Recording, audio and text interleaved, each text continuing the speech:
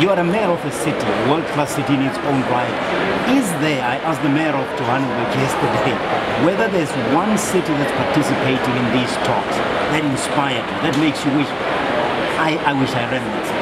Oh yes, Copenhagen. I mean, they are already at 100% renewables. Yeah, in Denmark. In Denmark. Right. And you can see that their energy mix, like I say, is 100% renewables. And also transport is predisposed towards non-motorized forms of transportation. So that's working in that sector.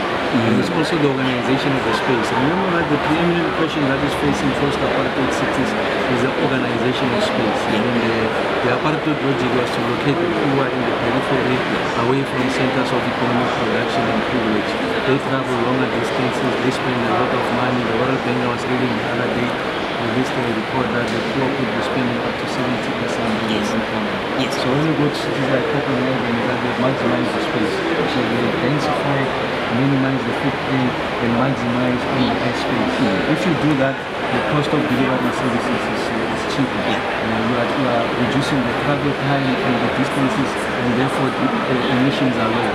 In our instance, we are likely going to have an additional benefit because we are going to have people of all races sharing the same public space. That's very important. White, Indian, color, and black sharing the same space. So it means that the future generations will be able to see beyond color because they will have grown together. But you see white people moving into Mamelodi, or is it? Well, now I don't think it's going to be a function of race once you begin to consider. It's going to be a function of affordability. So instead of you have now who are white people, or let's put it positive, we have more affluent white people, so they are likely going to share that space. So it's not going to, we are not likely going to see it in the next generation. I think generations after the one that will come after us. But I think it's the aspiration. No, but you talk about it in a constructive manner. Yes, Sharing the space will eliminate any need to differentiate. I understand exactly. The Copenhagen example